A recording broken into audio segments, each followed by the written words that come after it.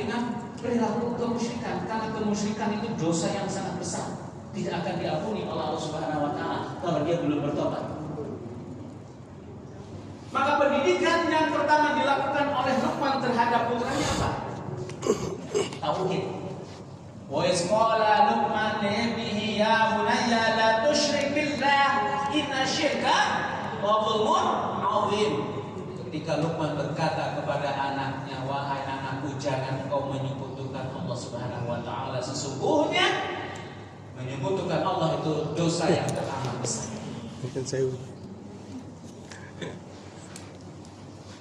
Maka ibu bapak, kalau di antara kita masih ada yang percaya kepada ramalan-ramalan, praktek-praktek perdukungan, itu bahaya. Bagaimana kalau dengan ramalan cuaca itu lain ya? Ramalan cuaca lain. BMKG itu lain kan begitu ya? Itu ilmiah pun belum tepat. Ini ada pejabat, lalu kemudian mau menyelenggarakan sepak bola, katanya ketika sepak bola terjadi akan diselenggarakan agar tidak hujan, mendatangkan kemudian pawang hujan atau lapor kepada si Gufron itu, Makoli seperti itu. Ingat kata Nabi Muhammad SAW, man ata kahinan aw arafan fasaddaqahu bima yaqul faqad kafara bima unzila ala Muhammadin sallallahu alaihi wasallam. Siapa yang datang kepada dukun dan peramal lantas membenarkan apa yang disampaikan oleh keduanya, maka sesungguhnya dia telah kafir terhadap apa yang disampaikan Allah kepada Nabi Muhammad. Dan di hadis lain, salatnya tidak akan diterima selama 40 hari. Nah, orang-orang yang semacam ini, pertanyaannya apakah sudah memfungsikan dirinya sebagai Abdullah? Karena sebagai Abdullah itu hanya Allah yang patut disembah, la ma'budu illallah, wa la maqsuda illallah, wa la matluba illallah. Tidak ada yang patut disembah kecuali Allah, tidak ada yang dimaksud kecuali Allah, tidak ada yang patut diminta kecuali Allah. Menjadikan sholat dalam sehari berapa kali yang wajib? 5, okay? Apa yang kita baca? Suratul Fatihah. Ya, yang masuk dalam rukun. Apa yang kita baca di dalamnya? Iyyaka na'budu wa iyyaka nasta'in. Hanya kepadamu lah kami mengabdi, dan hanya kepadamu lah kami meminta. Kalau sudah hanya kepadamu, tidak ada yang patut diminta dalam urusan spiritual itu kecuali kepada Allah. Tetapi kalau konteksnya di luar itu, ini menjadi masalah. Maka apa yang kita baca iyyaka na'budu wa iyyaka nasta'in tidak dipahami, tidak mengerti maknanya. Maka ibu bapak, sholat itu harus paham makna Al-Fatihah. Bacaan itu harus paham. Minimal itu Al-Fatihah kita pahami. Kalau bacaan setelah Al-Fatihah kita tidak tahu artinya, tidak punya masalah. Karena itu bukan rukun. Ya, jadi dengan sholat setelah baca Al-Fatihah lalu kemudian lupa langsung ruku, tidak jadi masalah, tidak batal. Nah begitu. Tapi kalau Al-Fatihah lupa, menjadi batal sholatnya, karena itu adalah ruku dari sholat. Tetap makanya pahami surah Al-Fatihah, mengerti terjemahnya apa, sehingga ketika sholat kita memaknai seperti itu. Nah, ibu bapak yang dirahmati oleh Allah Subhanahu wa taala, maka kualitas diri manusia itu adalah indallah, itu inna akramakum indallah atqakum, dan di hadapan manusia adalah khairun nasi anfa'uhum linnas. Sebaik-baiknya manusia adalah manusia yang mampu memberikan manfaat kepada orang lain.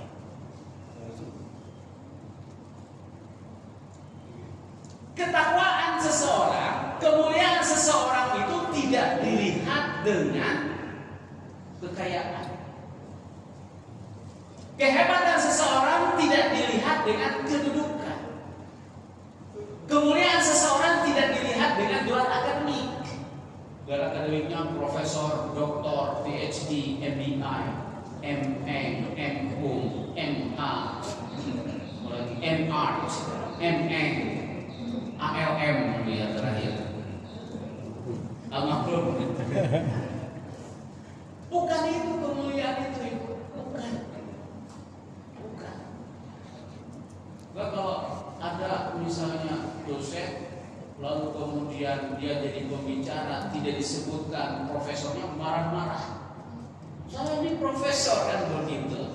Berarti dia tidak memahami makna hakikat manusia itu untuk apa. Ada orang marah tidak disebutkan hajinya. Ada tidak? Saya ini haji, udah berkali-kali kamu nggak sebutkan haji. Berarti tidak memahami makna untuk apa ibadah haji. Dan kalau tahu sejarah kenapa kemudian ada hajinya dalam sejarah perjuangan bangsa Indonesia itu tidak lepas dari pemberian dari Belanda. Orang Belanda itu kan untuk memilah-milah mana yang sudah haji dan tidak itu kan orang Indonesia yang sudah haji dikasih gelar haji, ini sudah haji. Dipisahkan berarti orang yang tak terhadap agama. Dan orang yang belum bergelar haji itu orang yang ditandai sebagai ya orang-orang menengah ke bawah dan itu bisa diatur. Nah sekarang menjadi lain kan perspektifnya, menjadi prestis kan begitu. Seakan-akan kalau sudah ada label-label hajinya luar biasa, padahal di Arab nggak ada yang haji ya, orang-orang Arab. Ya, mudah-mudahan kita tidak terjebak kepada hal-hal yang demikian ya. Cukup Allah saja yang tahu bahwa kita sudah menunaikan rukun Islam yang kelima seperti itu. Nah, ibu bapak yang dirahmati Allah Subhanahu wa taala, maka dengan demikian ya, syarat manusia yang berkualitas itu pertama adalah memiliki akidah yang baik.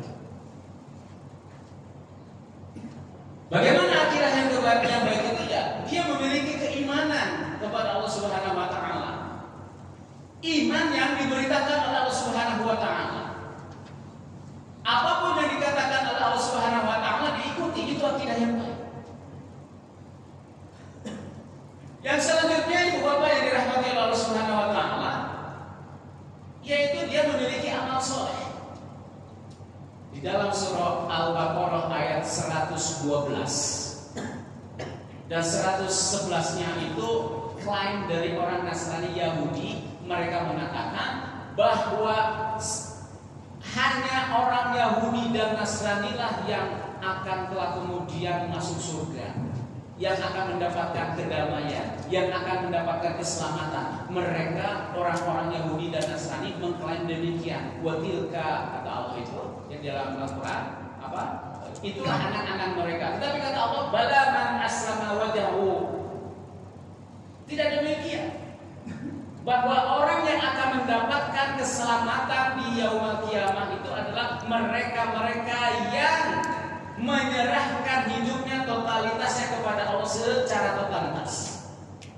Wa huwa muhsinun, lantas dia berbuat baik, walahu ajruhu inda rabbih, maka dia akan mendapatkan kesejahteraan, mendapatkan kebahagiaan. Walahu ajruhu inda rabbih wala khaufun alaihim wala hum yahzanun.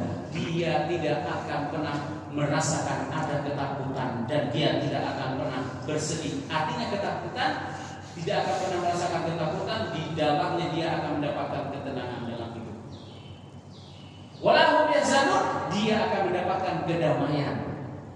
Nah, oleh sebab itu ibu bapak yang dirahmati oleh Allah Subhanahu wa taala, takwa itu, keimanan kita itu bukan hanya sekedar lisan. Karena sesuai dengan definisi iman, ma huwal iman, al-iman huwa iqraru bil lisan, tasdiqu bil qalbi, ya. Diucapkan dengan hati, dibenarkan dalam hati, wa iqraru bil lisan, diucapkan dengan lisan, wa amalu bil arkan, diamalkan dengan anggota tubuh kita. Jadi tidaklah iman kalau hanya sekedar dibenarkan. Tidaklah iman kalau hanya sekedar diucapkan. Maka yang namanya iman itu dibenarkan dalam hati, diucapkan dengan lisan, dan diamalkan bil jawarih dengan anggota tubuh kita. Itu yang disebut dengan iman. Kan? Menjadi insan yang berkualitas itu harus memiliki akidah yang baik. Fondasi akidah yang baik lantas kemudian memiliki amal soleh. Dampak dari akidah yang baik itu memiliki amal soleh. Wa huwa muhsinun. Gak ada dua hubungan. Hablu minallah, ada hablu minannas. Ada hablu minallah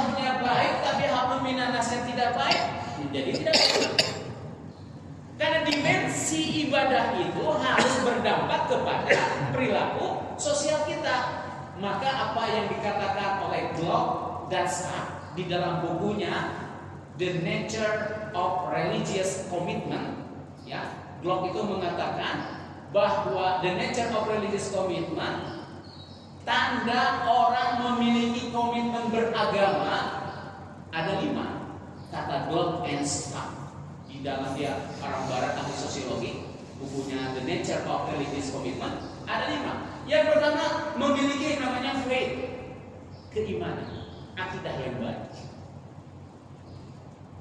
Jadi kalau orang memiliki faith, keimanan yang baik, ya, keimanan yang baik, maka ada indikasi bahwa dia akan memiliki komitmen beragama.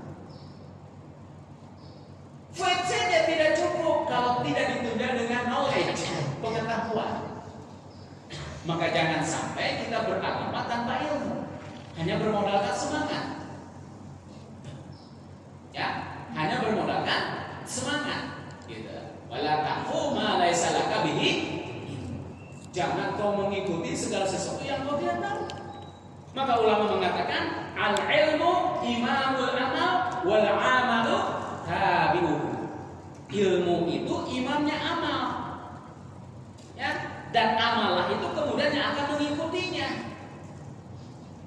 Maka antara orang berilmu dengan tidak berilmu itu berbeda.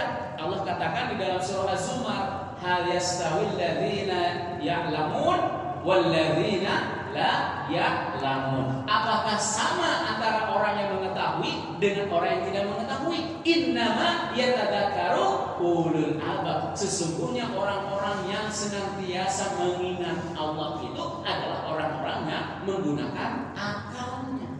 Maka beda antara orang yang mengetahui dengan orang yang tidak mengetahui. Orang-orang yang mengetahui itu adalah orang-orang yang senantiasa merindukan taman-taman menuju surga. Dan di dalam hadis itu ibu bapak yang dirahmati Allah Subhanahu wa taala, ya, Allah kata, Nabi katakan, "Idza marartum bi riyadil jannah farta'u." Jika kalian itu lewat lalu ada riyadul jannah, taman-taman menuju surga, maka ikutilah. Apa itu taman-taman menuju surga? Taman-taman menuju surga menurut para ulama, menurut dalam tafsir hadisnya itu ada 3. Pertama, masjid. Yang kedua, majlis ilmu. Yang ketiga adalah majlis zikir. Pak Jenengan sekarang sedang berada di 3 tempat ini. Berarti Pak Jenengan orang-orang yang merindukan taman menuju surga. Amin. Maka Glock Dasar mengatakan knowledge itu penting karena banyak orang beragama tapi tidak ditunda dengan ilmu, yang akhirnya kemudian ikut aliran-aliran sesat, ikut aliran-aliran yang mengarahkan kepada tindakan-tindakan kekerasan. Itu orang-orang ISIS itu kan orang-orang yang tidak berilmu, yang membunuh segala macam, orang-orang yang tidak berilmu. Orang-orang ISIS itu yang mengatasnamakan Islam, ya, hanya bermodalkan semangat. Maka orang Islam itu, warga Muhammadiyah itu, beragama itu harus berbasis kepada 3. Apa? Data, fakta, logika. Datanya apa? Dalil nakli, dalil akli. Dalil nakli ini apa? Al-Quran dan hadis. Dalil akli ini apa? Ilmu pengetahuan, ayat-ayat kauniyah. Itu dalil akli. Faktanya apa? Fakta bagaimana fenomena-fenomena yang terjadi bagi orang-orang yang menggunakan akalnya akan senantiasa dijadikan sebagai sebuah ibrah. Logikanya bagaimana? Masuk akal apa tidak? Maka banyak orang yang tertipu itu disebabkan dia beragama tidak berbasiskan kepada data, fakta, dan logika. Ada orang mengaku bisa menggandakan uang, ya gitu ya, percaya. Kenapa? Karena dia beragama tidak berdasarkan kepada data, fakta, dan logika. Kan tidak masuk akal bisa uang bisa digandakan. Kalau uang bisa digandakan, Bank Indonesia tutup, tidak perlu. Ya. Lalu kemudian ada lagi siapa itu, si Gufron, bisa berbicara dengan orang yang sudah meninggal. Sekian puluh tahun sudah meninggal, dia bisa berbicara dengan ruhnya. Lalu banyak orang yang percaya. Nah, orang-orang yang percaya itu orang-orang yang tidak berilmu. Kenapa? Kata Allah, yas'alunaka 'anir ruh, qulir ruh min amri rabbi. Mereka bertanya tentang ruh, katakanlah ruh itu urusan Allah. Wa ma utitum minal ilmi illa qalila. Tidak aku berikan ilmu kalian itu kecuali secuil, kecuali sedikit. Maka banyak orang yang aliran-aliran sesat. Kenapa? Karena apa? Beragama tanpa ilmu. Apalagi ada lagi yang orang klasik itu si awas ya. Awas itu ya, yang mengatakan dan bahkan mengklaim dirinya sebagai bagian dari Nabi. Sekarang sudah, kalau tidak pakai peci merah putih itu tidak sah sholatnya. Seperti itu. Sudah macam-macam seperti itu ya, sama dengan si kufran itu yang aliran inabah dulu yang sekarang melenceng itu seperti itu. Hati-hati. Kenapa? Karena sering ikut mereka kan tidak pernah mengikuti kajian-kajian yang mencerahkan seperti itu. Nah, oleh sebab itu ibu bapak yang dirahmati Allah Subhanahu wa taala. Nah, dengan demikian baru dua ya. Yang ketiga, tadi faith, yang ketiga adalah mempraktekkan agama, kata Glock dan Stark. Jadi ciri seseorang itu memiliki komitmen beragama, yang ketiga adalah mempraktekkan agamanya. Muslim itu, kata Jalaluddin Rahmat di dalam bukunya Islam Aktual, ada 4. Pertama, ada yang disebut dengan Muslim nominal. Yang kedua, ada yang disebut dengan Muslim mistikal. Yang ketiga, ada yang disebut dengan Muslim konseptual. Yang keempat, ada yang disebut dengan Muslim aktual. Apa itu Muslim nominal? Muslim nominal itu Muslim yang hanya bermodalkan KTP. KTP-nya Islam tapi tidak pernah mengamalkan ajaran Islam. Banyak apa tidak? Mayoritas atau tidak? Mayoritas. Saya ngajar di perguruan tinggi Islam di Yogyakarta. Mahasiswanya 99,7% Islam. Yang bisa baca Quran berapa persen? Ada 3 kelompok dasar, menengah, dan lanjut. Kelompok dasar adalah mereka yang belum mengenal huruf hijaiyah. Mayoritas 60%. Yang golongan menengah 30%. Yang golongan lanjut 10%, lancar bacaan Qurannya itu 10%. Yang golongan dasar tadi tidak tahu huruf hijaiyah, Bapak. Dan saya mengajarkan mereka itu susahnya minta ampun, lebih mudah mengajarkan anak TK ketimbang mahasiswa. Kalau anak TK itu kan masih murni, belum tercampur baur dengan virus-virus maksiat. Tapi kalau sudah level mahasiswa, wah sudah file-file sudah banyak virus yang begitu. Susah. Mengajarkan huruf hijaiyah itu butuh berbulan-bulan. Yang level menengah, intermediate, mereka sudah bisa baca Al-Quran tapi terbata-bata. Alif Lam Mim dibaca alamat, ya, Alif Lam Mim Ra dibaca almari, gitu. Nah ini ya menengah gitu ya. Masih terbata-bata bacaannya, panjang pendeknya dan lain sebagainya. Ya, padahal baca Quran itu kan bukan indah dulu, benar dulu. Banyak di antara kita baca Quran itu indah dulu, benarnya belakangan. Berbeda dengan nyanyi. Kalau nyanyi itu indah dulu, tapi baca Quran itu benar dulu baru indah. Jadi baca Quran, baca surah Fatihah dipanjang-panjangkan, diindah-indahkan. Sementara bacaannya salah, gitu panjang pendeknya. Gitu. Jadi level menengah begitu. Nah level lanjutnya sedikit, dia sudah bisa baca Quran lancar karena lulusan pondok pesantren dan sebagainya. Ini artinya apa? Ya, banyak di antara Muslim Indonesia itu hanya sebatas identitas tadi, nominal, KTP. Yang kedua, Muslim mistikal, Muslim yang dicampur baurkan dengan dunia-dunia klinik, rajin sholat, kerjaannya jualannya sepi lari ke dukun kan begitu, seperti itu. Ya kemiskinan. Kan? Lebih percaya kepada klinik daripada klinik kan begitu. Klinik dengan klinik beda apa tidak? Nah, orang yang percaya kepada klinik berobatnya ke dukun. Tapi orang yang percaya kepada klinik berobatnya itu ke dokter kan begitu. Ya. Mana yang lebih ilmiah? Ya ilmiah klinik daripada klinik. Kalau klinik itu membawa dosa, ya. Kalau klinik itu kita berobat sesuai dengan penyakit yang kita ada kan begitu. Nah, yang keempat ada yang disebut dengan experience, pengalaman di dalam menjalankan agama itu apa? Pengalaman spiritual yang didapat, kenyamanan, kedamaian. Saya yakin panjenengan datang di sini itu akan mendapatkan suatu kenyamanan. Ada sesuatu yang baru yang didapatkan. Seperti itu. Sepanjang pengajiannya memang mencerahkan. Maka yang kelima yang disebut dengan apa? Yang kelima yang disebut dengan konsekuensi.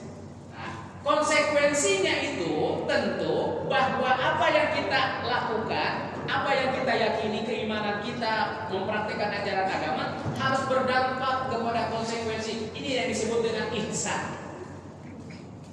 Ihsan. Ma huwa ihsan? Al-ihsan huwa an ta'budullaha ka'annaka tara wa illam takun tara fa innahu yarak. Ihsan itu engkau beribadah kepada Allah seakan-akan kau melihatnya, sekalipun engkau tidak melihatnya, maka Allah melihatnya. Itu ihsan. Banyak pejabat sekarang yang tidak memiliki sikap ihsan. Disuruh jadi menteri kelautan malah jadi bajak laut. Disuruh menjadi menteri kehutanan malah babat hutan. Dan yang berusaha hutan itu bukan orang hutan, Pak. Dan yang merusak laut itu bukan anjing laut, Pak. Betul ya? Bukan. Kenapa? Karena tidak ada sikap ihsan di antara mereka itu para pejabat. Ya.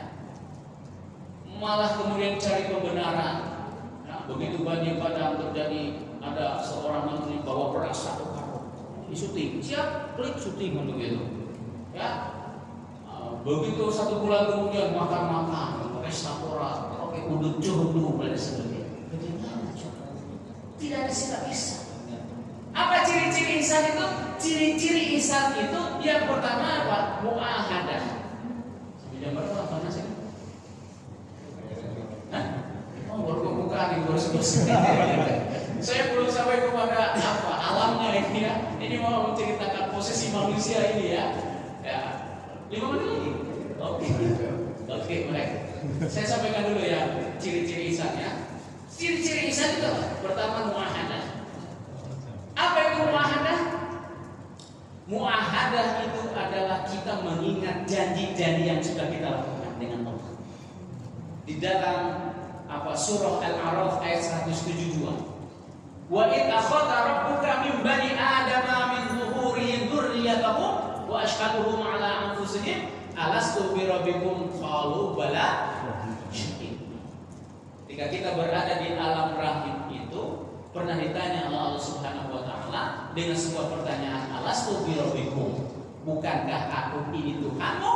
Qalu, semua manusia tanpa terkecuali menjawab, bala syahidna, betul engkau adalah Tuhan kami. Ini adalah perjanjian transaksi pertama manusia dengan Allah, dengan mengatakan Allah itu Tuhan mereka, Tuhan manusia. Maka pada dasarnya semua manusia itu dilahirkan dalam keadaan Islam. Walaupun orang tuanya bukan Islam. Karena fitrah manusia itu adalah Muslim. Ya, apa hadisnya? Hadisnya kullu mauludin yuladu 'alal fitrah fa abawahu yuhawidanihi aw yunasiranihi aw yumajisanihi. Setiap anak dilahirkan dalam keadaan fitrah. Orang tuanya lah yang menjadikan dia Yahudi, Nasrani, dan Majusi. Jadi ada 3 faktor yang orang itu bisa melenceng dari fitrahnya. Apa? Faktor yang pertama adalah lingkungan keluarga, yang kedua adalah lingkungan pendidikan, yang ketiga adalah lingkungan pergaulan. Maka dengan muahadah Allah ciptakan kita akan mengingat Allah Subhanahu wa taala, dan saya sudah bersumpah kepada Allah Subhanahu wa taala mengingat janji kita. Maka kita tidak akan melenceng dengan apa yang sudah diperintahkan oleh Allah. Kenapa? Karena punya sikap ihsan, yaitu dengan ciri muahadah, mengingat janji-janji kita yang sudah dilakukan ketika kita berada di alam akhir. Yang kedua, muraqabah. Apa itu muraqabah? Merasa diawasi oleh Allah Subhanahu wa taala. Kalau para pejabat itu merasa diawasi oleh Allah Subhanahu wa taala, yang Bapak, tidak ada orang yang kemudian korupsi, tidak ada orang kemudian kong-kali-kong merusak hutan. Ya. Saya ingin memberikan ilustrasi kenapa Fir'aun itu lama berkuasa. Fir'aun itu lama berkuasa karena didukung oleh 3 komponen. Komponen pertama siapa? Haman. Komponen kedua siapa? Bal'am. Komponen ketiga siapa? Qarun. Siapa Haman? Haman ini seorang teknokrat, menteri-menteri yang selalu mengatakan asal bapak senang. Di mana Aceh? Listriknya sudah nyala, kata pemimpinnya itu. Listrik sudah nyala 93%. Nah, ya. Makanya masyarakat Aceh masih gelap gulita. Gimana itu makanya? Makanya beres ini kamu. Semua hal diurusi oleh Haman ini. Menko Saurus kan? Menteri segala urusan ya, semua diurusin. Kemudian tidak ada yang dilakukan yang jelek-jelek kepada rakyatnya menderita. Laporan kepada Fir'aun itu baik-baik saja katanya. Yang kedua, Bal'am. Bal'am itu tokoh agama. Tokoh agama yang senantiasa mengiyakan apapun kata pemimpin, walaupun salah. Ya, menjadi kiai APBN begitu. Ya, hidupnya dari APBN seperti itu. Ini apapun yang diinginkan penguasa, sesuatu yang haram, kalau penguasa menginginkan halal, carikan dalil yang halal. Cari pembenaran atas tindakan-tindakan penguasa yang zalim. Itu Bal'am. Ada tidak di negara Konoha? Banyak ya, seperti itu. Maka kiai itu, ustadz itu, mubalik itu ada 2. Ada muslim, ada sholih. Ya, kalau kiai atau mubalik atau ustadz sholih itu adalah mereka yang hanya berhenti kepada amar ma'ruf, tidak mau menjalankan nahi munkar. Ada laporan dari masyarakat, Pak Yai, di sana ada perjudian. Bagaimana sikap kita? Sudah, tidak usah diterusin, bukan urusan kita, Ton. Itu urusan mereka. Mereka mau berjudi ya silakan. Tapi yang berjudi anak Pak Kiai. Oh ya, bagaimana menang? Menang. Alhamdulillah. Kiai soleh namanya. Dia berhenti kepada amar ma'ruf saja, menyuruh kita sholat dan sebagainya. Tapi dia tidak berani nahi munkar, mencegah kemungkaran. Tidak berani apa? Karena takut ada konsekuensinya kalau dia mencegah kemungkaran. Kayak kedua adalah muslim, kiai muslim, ustadz muslim, mubalik muslim. Dia berani melakukan tidak hanya amar ma'ruf, tapi nahi munkar. Kalau amar ma'ruf hanya mengajak sholat, ada resikonya atau tidak? Mana resiko lebih tinggi? Amar ma'ruf atau nahi munkar? Maka kiai muslim, kiai soleh itu kalau keluar habis pengajian itu keluar banyak bawa tentengan. Kalau kiai muslim, ustadz muslim keluar banyak bawa tantangan. Beda tidak? Tentengan dengan tantangan. Bagus banget. Ya bagusnya dua-duanya, banyak bawa tentengan ya bawa tantangan. Ya. Itu fenomena. Di masa itu Fir'aun didukung oleh Bal'am tadi. Apapun kata keinginan penguasa, Bal'am akan mencarikan dalil yang sesuai dengan keinginan penguasa. Maka yang ketiga adalah Qarun. Siapa Qarun? Oligarki. Dirusak jadi kan, rusak. Apapun, negara jadi rusak karena oligarki. Kalau sudah dikuasai oleh 3 komponen ini, jangan berharap orang baik bisa menjadi pemimpin di suatu negara. Tidak, mesti dia akan memanfaatkan. Nah, seperti itu. Nah, maka Ibnu Khaldun mengatakan, an-nasu ala dini mulukihim. Ya, rakyat itu bergantung agama pemimpinnya. Jika pemimpinnya agamanya baik, maka rakyatnya pun agamanya ikut baik. Jika pemimpinnya agamanya buruk, akhlaknya buruk, maka rakyatnya pun akan terbawa-bawa buruk akhlak. Jadi memang mencerminkan, pemimpin yang terpilih itu mencerminkan para pemilihnya. Pemimpin yang terpilih mencerminkan para pemilih. Kiai yang menjadi rujukan itu juga sama mencerminkan para mustaminya, pendengarnya. Kalau para pendengarnya senang klinik-klinik, pasti yang diundang adalah yang ustaz-ustaz yang berbaur klinik kan begitu. Seperti itu kan terlihat begitu. Ya. Nah, inilah kemudian yang menyebabkan suatu negara itu bisa langgeng dan nanti dihancurkan oleh Allah Subhanahu wa taala. Tadi 3 komponen itu. Jangan berharap kalau 3 komponen ini ada dalam suatu negara itu bisa menjadi baladun kalimatun walaupun tidak akan berhasil. Sudah panasnya? Iya.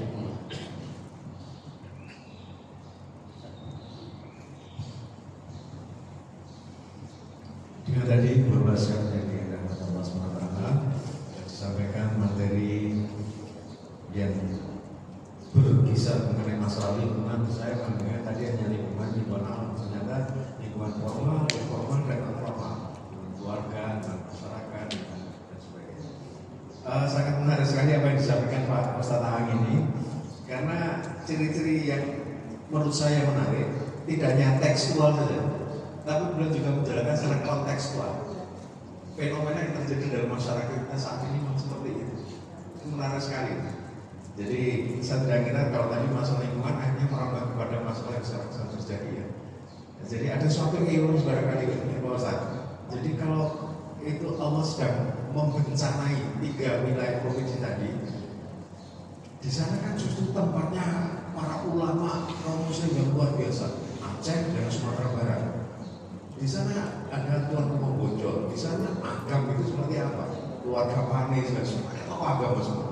Tapi kenapa Allah itu justru memberikan bencana di sana? Tadi dikatakan bahwa barangkali karena diamnya orang-orang arif bijak dan muslim tadi.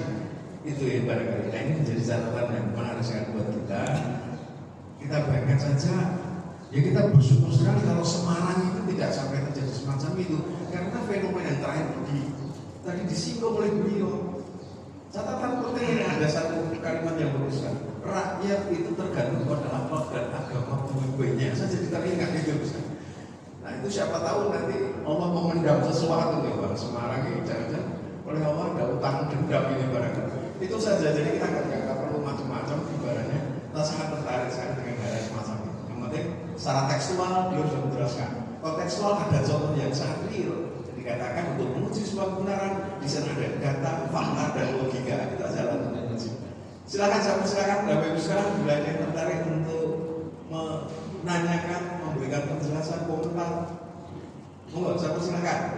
Kalau ibu-ibu di belakang sudah ada mikrofon itu, monggo silakan. Ini barangkali nanti kalau ulil albab sangat tertarik sekali, karena banyak hal yang pasti ingin direspon. Monggo silakan. Ibu-ibu ada yang tanya? Ya, insya Allah kita semuanya paham betul dan muncul di dalam hati saya, insya Allah sudah menjadi pedoman dalam kita hidup masyarakat. Bahwa Pak Amit monggo ya, gimana ya? Itu kayaknya nggak sampai ya mikrofonnya. Atau kalau bapak-bapak frekuensi suaranya barangkali udah. Monggo bapak dulu. Perkenalan diri Pak, saya melihat panjenengan kayaknya jamaah baru kayaknya. Monggo. Iya, perkenalkan saya Ian Pak, jamaah di PRM Malbon. Oh, Masya Allah, ini jamaahnya Pak.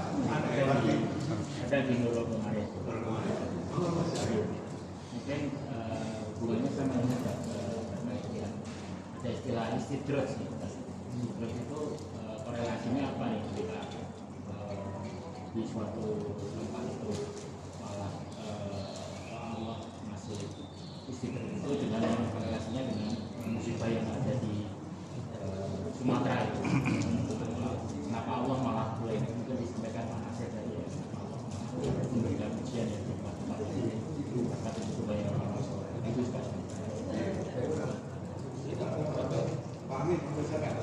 Assalamualaikum warahmatullahi wabarakatuh. Mau tanya, itu dulu ada kepala negara yang bilang itu kan hutannya rakyat, rakyat boleh ngambil. Padahal rakyat mengartikan tuh mungkin ngambilnya sembarangan. Saya lihat sendiri ya, walaupun itu di daerah Boyolali ya Pak. Itu yang banyak korbannya yang kena peluru tuh rakyat-rakyat biasa, tapi yang tukang-tukang kayu dia malah ketawa-ketawa. Jadi gimana itu Pak? Padahal yang ngomong itu kepala negara. Oh. Bisa dikatakan.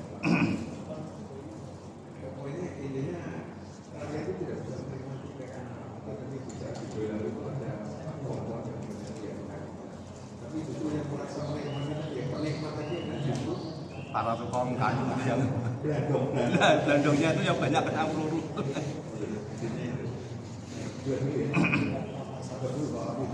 Baik, jazakallah atas pertanyaannya. Pertama, istidraj.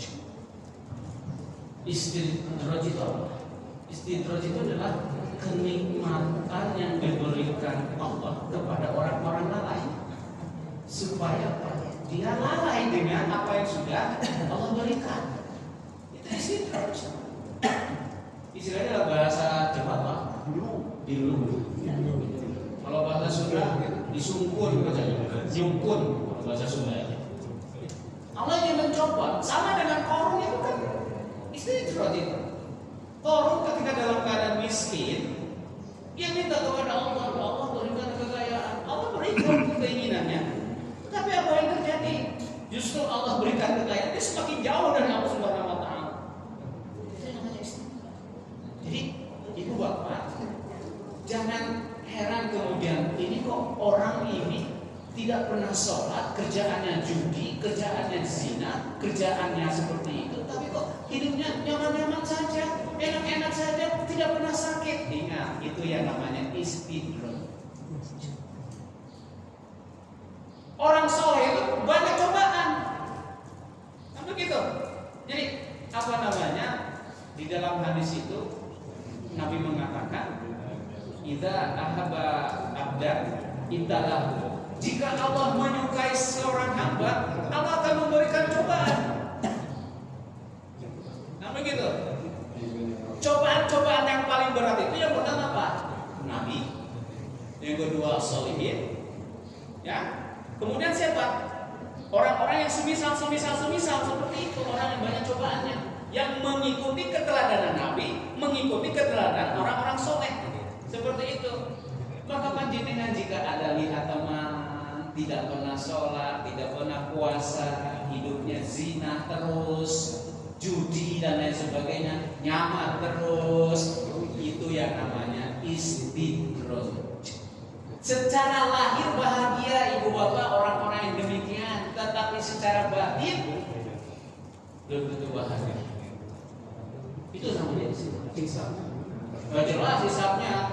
Ya, maka saya selalu mengatakan, jika Anda lunak pada kehidupan Anda, maka jika Anda lunak pada diri Anda, maka kehidupan akan keras pada diri Anda. Jika Anda keras pada diri Anda, maka kehidupan akan lunak kepada diri Anda. Apa maksudnya?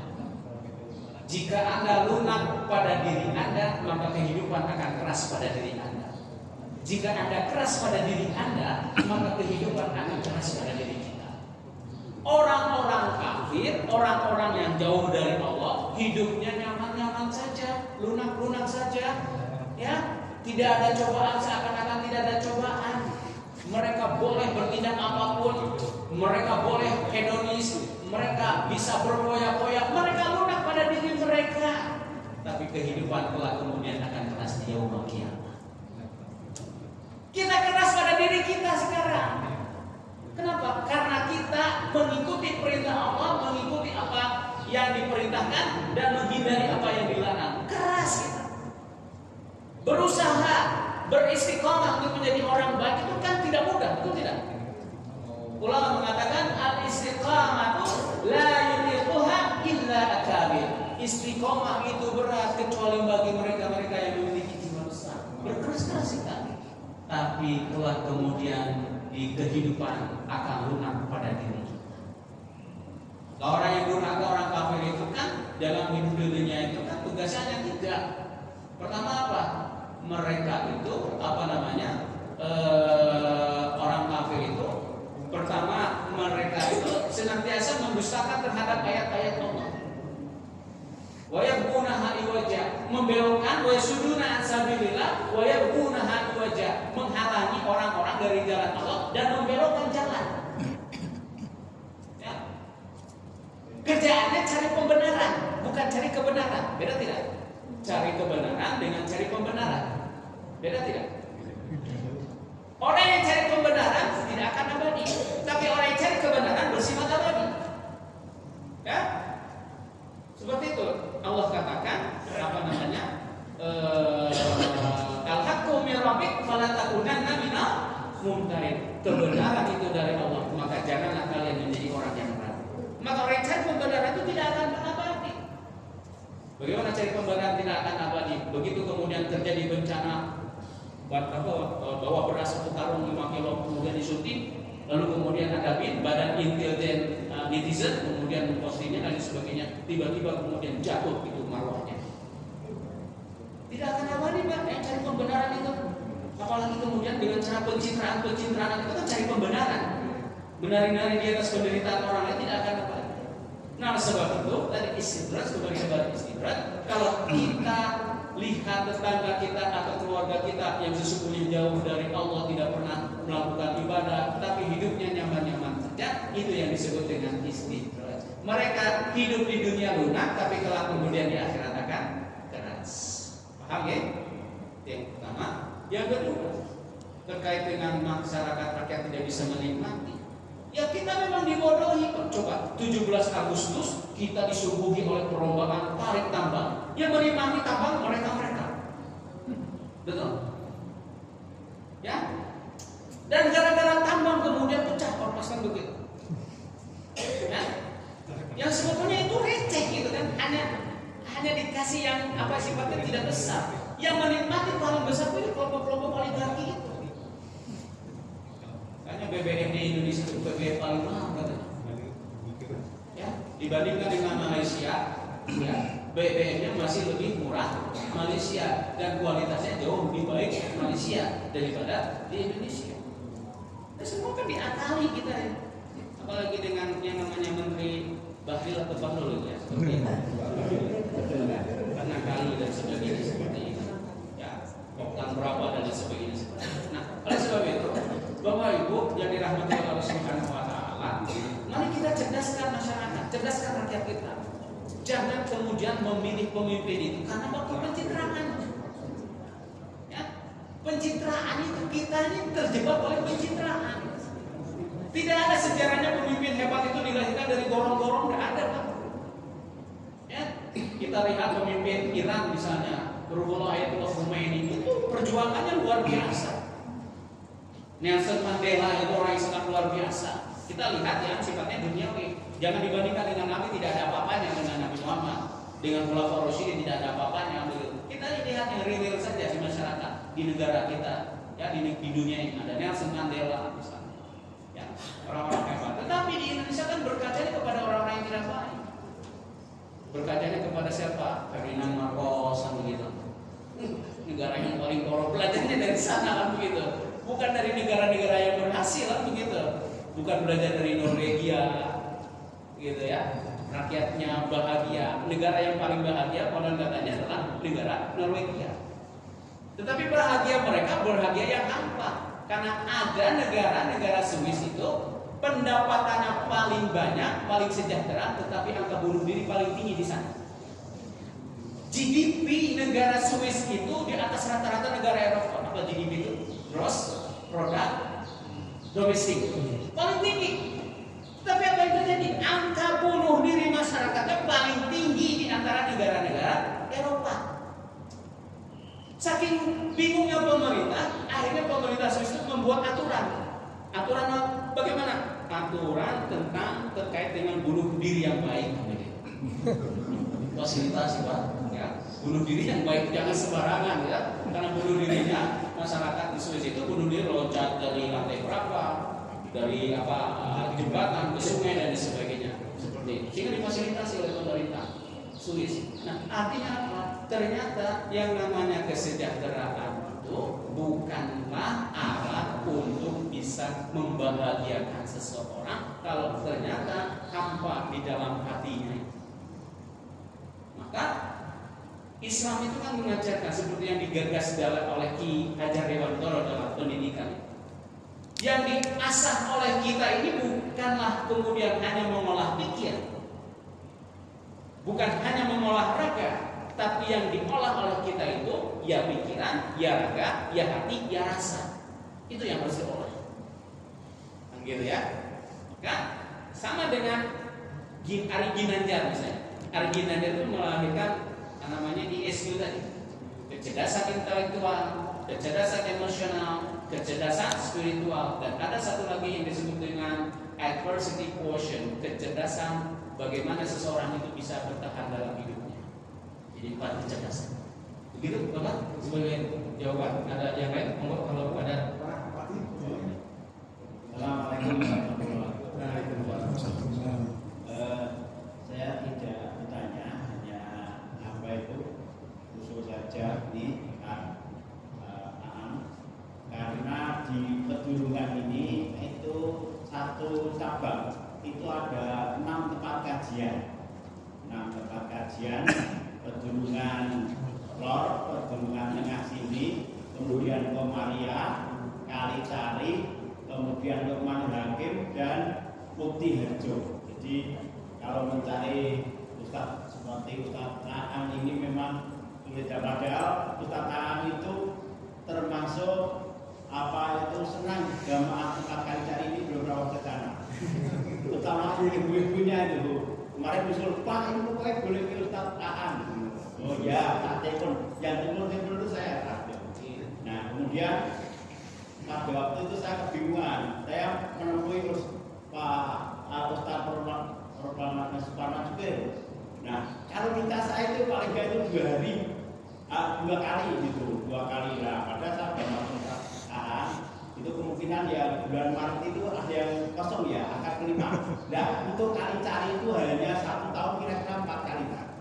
Kemarin ada seorang ibu-ibu itu pokoknya sudah dimasukkan saya, pokoknya harus ini dengan Ustadz Aan. Ternyata Ustadz Aan ini disenangi ibu-ibu ya. Suruh ibu itu datang ke sini.